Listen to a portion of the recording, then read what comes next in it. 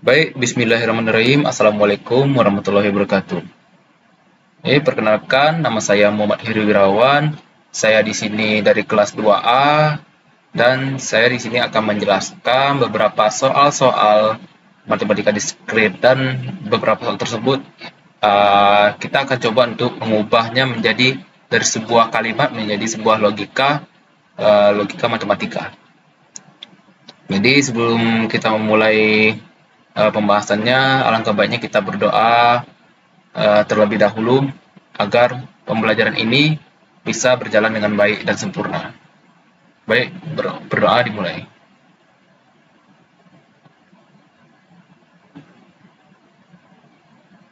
Oke, amin. Berdoa selesai, jadi langsung saja kita mulai pembelajarannya.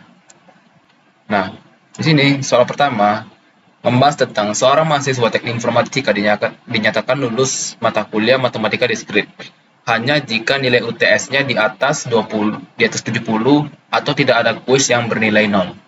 Nah, jadi kita di sini membuat sebuah permisalan bahwasannya P di sini bernilai lulus matematika diskrit. Kemudian untuk Q-nya nilainya di atas 70 dan untuk R-nya merupakan kuis yang bernilai 0. Nah, di sini kita bisa rangkum kalimatnya di sini merupakan dari ketiga permisalan ini, yaitu si Budi ini hanya lulus jika UTS-nya di atas 70 atau tidak ada kuis yang bernilai 0. Nah, di sini jika ini merupakan suatu implikasi yang kita buat jadi seperti ini.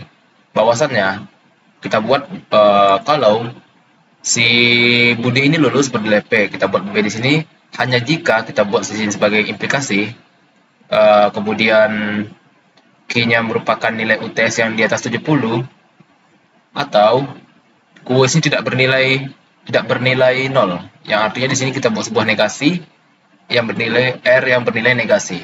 Jadi di sini kita buat sebuah logika yang menjadi P implikasi dalam kurung Q atau negasi R. Jadi untuk logika soal nomor 1 seperti ini ya. Kemudian untuk soal nomor 2, jika Ahmad hanya mengerjakan latihan pagi hari atau malam hari, tetapi tidak keduanya, maka syarat cukup agar nilai tugas matematika diskrit baik adalah konsentrasi penuh saat belajar. Nah, di sini kita buat sebuah permisalannya, bahwasannya P ini merupakan Ahmad yang mengerjakan pagi, atau Q yang merupakan Ahmad mengerjakan latihan itu di malam hari, yang R kita buat nilai tugasnya baik, dan untuk S-nya itu merupakan Ahmad sedang dia share cukup nilai tugas baik, konsentrasi penuh. S ini merupakan konsentrasi penuh. Jadi jika kita gabungkan kalimatnya, kita rangkum dari keempat permisalan ini, kita dapatkan bahwa Ahmad hanya pagi atau malam, tapi tidak keduanya. Jadi Ahmad hanya fokus latihan di salah satu waktu tertentu, antara mau pagi atau malam gitu.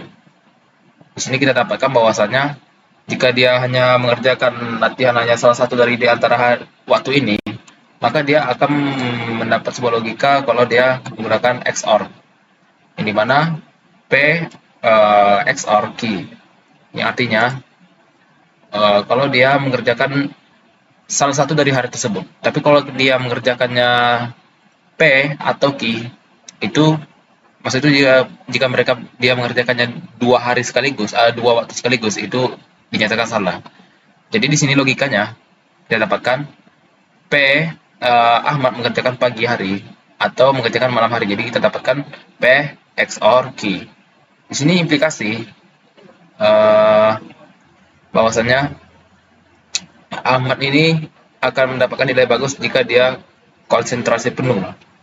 Jadi di sini konsentrasi penuh akan membuat nilainya baik. Jadi di sini logika dari soal tersebut yaitu dalam kurung P XOR Q, implikasi S, implikasi R. Oke. Kemudian balik lagi ke soal pertama, kita ingin membuat sebuah ingkaran pada soal pertama tersebut. Ya, sebelumnya logikanya menjadi seperti ini. yang dimana P implikasi Q atau negasi R. Di sini ini permisalan tadi sebelumnya masih sama seperti soal nomor 1 tadi. Nah, oke. Nah, di sini jika kita ingin membuat suatu negasi, awalnya kan implikasi P, implikasi Q, atau ini negasi R ya. Yang artinya jika P terjadi maka minimal salah satu dari Q atau R harus terjadi ya kan. Berarti di sini di bawahnya ada negasi P implikasi Q atau negasi R. Nah, kita dapatkan di sini yang awalnya jadi P implikasi jadi P dan negasi dalam kurung sama seperti tadi Q atau negasi R. Nah, di sini kita langsung saja membuat bahwasannya dalam kurung ini menjadi negasi. Kita jadikan seperti ini. Negasi dalam kurung Q atau negasi R, kita dapatkan negasi Q dan R. Di sini kita dapatkan ingkaran dari soal pertama, P dan dalam kurung negasi Q dan R. Jika kita buat suatu kalimatnya, dia menjadi seperti ini. Budi lulus tetapi nilai UTS yang tidak di atas 70 dan ada kuis yang bernilai 0. Nah, jadi ingkarannya dia seperti suatu yang tidak benar dari suatu pernyataan yang sudah dibuat soal sebelumnya. Jadi ketika soalnya seperti ini, maka untuk ingkaran itu dia pasti berlawanan arah dari suatu pernyataan dari soal tersebut. Selanjutnya ada namanya kontraposisi. Nah, kalau kontraposisi itu seperti kebalikannya lah. Misalkan di sini Budi lulus dengan Budi lulus dan tidak ada kuis yang bernilai 0. Nah, kalau misalkan dia buat seperti ini, Budi tidak lulus dan kuisnya ada yang bernilai 0. Nah, itu merupakan contoh dari kontraposisi. Nah, di sini kita buat ada logikanya seperti ini. Ini sama seperti tadi dan permisalannya. Nah, di sini kalau kontraposisi di sini semuanya akan menjadi negatif dia, negasi maksudnya.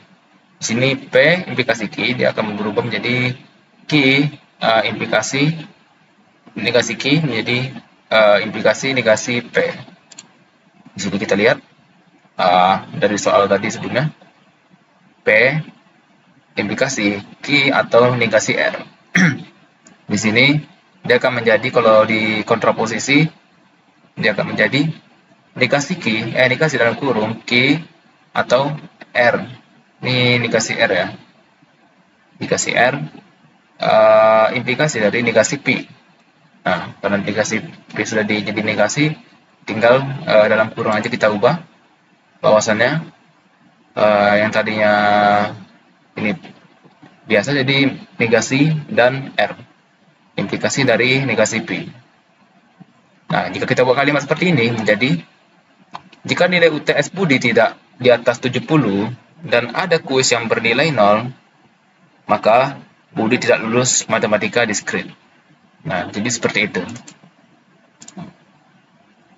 Kemudian ini untuk soal tentang siapa yang berbohong, siapa yang bersalah gitu ya. Di sini kita menentukan siapa di sini yang bersalah, siapa saja gitu. Jadi di sini soalnya, soal nomor 3. Adi, Bagas, dan Chandra adalah 3 tersangka dalam kasus pembobolan berangkas. Adi berkata, Bagas bersalah dan Chandra tidak bersalah. Nah, kemudian di sini Bagas berkata, saya bersalah atau Chandranya bersalah. Kemudian yang ketiga, Chandra berkata, Adi tidak bersalah dan Bagas bersalah. Di sini diketahui bahwasannya tes poligraf menunjukkan Adi berbohong, sedangkan hanya Bagas dan Chandra yang berkata benar. Jadi di sini pertanyaannya yaitu tadi tentukan siapa yang bersalah. Di sini tadi sudah dapatkan bahwasannya Adi tadi berkata bahwasannya Bagas bersalah dan Chandra tidak bersalah. Di sini kita buat logikanya dia menjadi B dan negasi C. B ini tadi Bagas, C ini Chandra ya. Nah, karena tadi dia diketahui dia berbohong si Adi itu, maka kita buat semua ini menjadi kebalikannya, jadi negasi. Adi berbohong, negasi B dan negasi C. Ini di sini kita buat menjadi negasi B atau C.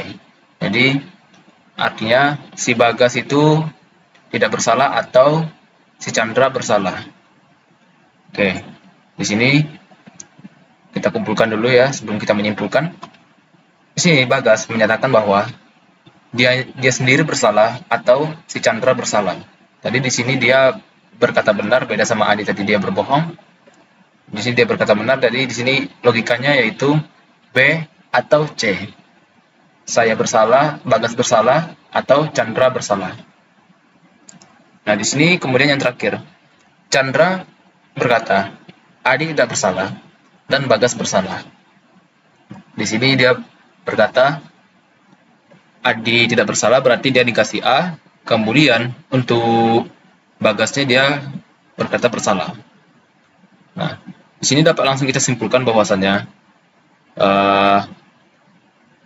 karena tadi perkataan Chandra benar, kita buat di sini bahwasannya Adi itu tidak bersalah dan Bagas tadi bersalah, dan Bagas juga mengatakan bahwasannya dia sendiri bersalah dan Chandra itu bersalah.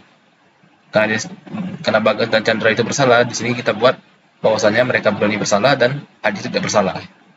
Jadi di sini kita simpulkan bahwasannya mereka berdua inilah yang salah dan si Adi itu adalah salah satunya orang yang tidak bersalah ya. Kemudian di sini soal tentang suatu argumen. Di sini dijelaskan tentang argumen dan sebagai contohnya selesaikan soal berikut ini. Di sini kita buktikan bahwa argumen dalam kurung P implikasi S dan Q implikasi R dan P implikasi P dan Q. Nah, implikasi dari S dan R merupakan benar atau valid atau sahih. Kita gunakan tabel kebenaran untuk membuktikannya. Nah, jadi di sini saya jelaskan dulu bahwasanya dalam logika ini argumen merupakan sekumpulan pernyataan atau premis yang digunakan untuk menarik suatu kesimpulan. Nah, di sini premis ini merupakan pernyataan yang diketahui benar dan kesimpulan itu hasil yang ingin kita buktikan. Nah, kemudian tadi di sini kita dapatkan tadi logikanya P implikasi S dan Q implikasi R dan P dan Q. Nah, setelah itu implikasi dari S dan R. Kemudian di sini kita dapat P benar dan P implikasi S, maka S benar. Di sini kita lihat jika Q benar dan Q implikasi R, maka R benar. Nah, di sini untuk kita buat pasti ini sudah pasti valid dan benar gitu. Jadi kita lihat di sini yang paling atas bahwasannya P dan Q di sini bernilai benar. Di sini tadi kita dapat R sama S ini misalnya bernilai benar. Nah, di sini sama-sama bernilai benar. P ini benar, S ini benar, maka dia akan bernilai true. Di sini Q benar dan R benar, maka di sini bernilai true. P dan Q true, dia akan bernilai true. Nah, di sini kita langsung gabungkan saja. Di sini tadi P implikasi S ini bernilai benar dan Q implikasi R kita buat dia bernilai benar tadi ya, dan P dan Q kita buat dia bernilai benar. Nah, kemudian di antara dua ini kan sudah dapat di antara tiga ini kan sudah dapatkan kalau disimpulkan hasilnya benar. Nah, kita gabungkan di sini S dan R itu hasilnya benar. Dan di sini kita dapat simpulkan bahwasannya hasil akhirnya betul-betul valid yang bernilai benar ya. Oke. Baik, sekian penjelasan dari saya. Bila ada kekurangan saya mohon maaf. Wabillahi taufiq wal hidayah. Wassalamualaikum warahmatullahi wabarakatuh.